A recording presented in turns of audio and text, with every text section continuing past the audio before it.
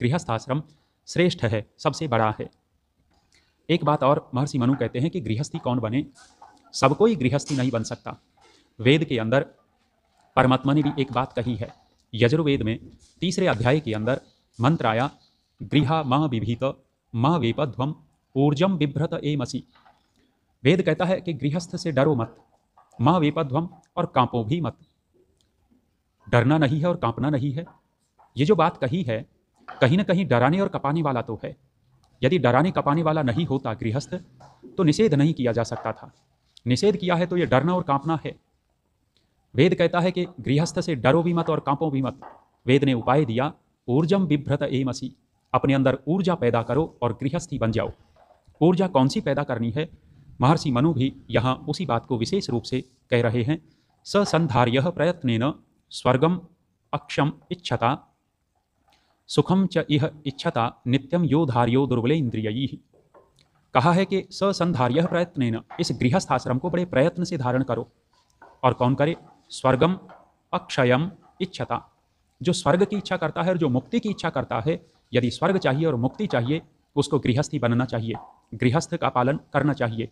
कहा सुखम च इह इच्छता, और इसी संसार में सुख की इच्छा करता है और शरीर छूटने के बाद मोक्ष की इच्छा करता है, उसके लिए कहा है गृहस्थी बने। किंतु यो अधार्य दुर्बले इंद्रियैः, ये दुर्बलों के धारण करने योग्य नहीं है, कमजोर व्यक्ति के लिए गृहस्थ नहीं है। वही बात वेद ने कही है, ऊर्जम बिभ्रत एमसी, अपने अंदर ऊर्जा पैदा करो और गृहस्थी बन जाओ, स्वर्ग मिलेगा, अक्षय सुख मिलेगा। वो ऊर्जा कौन सी?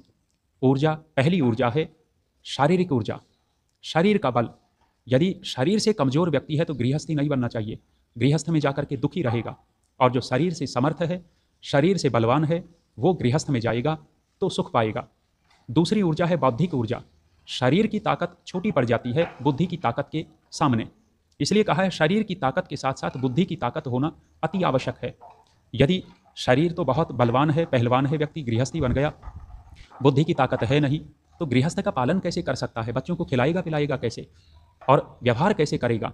तो बुद्धि की ताकत, बुद्धि से ही, ज्ञान से ही ठीक ठीक व्यवहार हो सकते हैं। और तीसरी ताकत है आत्मा की ताकत। 3 प्रकार का बल जिसके अंदर हो वो गृहस्थी बने, शारीरिक बल, बौद्धिक बल और आत्मिक बल। आत्मिक बल, क्योंकि गृहस्थ में बीच बीच में दुख भी आते रहते हैं, और जिसके अंदर आत्मिक बल नहीं होगा वह व्यक्ति उन दुखों को सहन नहीं कर पाएगा, हाय हाय करने लगेगा, रोना पीटना अधिक होगा। इसलिए कहा है दुर्बल इंद्रिय वाले को ये गृहस्थ योग्य नहीं है, वो गृहस्थ के योग्य नहीं है, गृहस्थी न बने।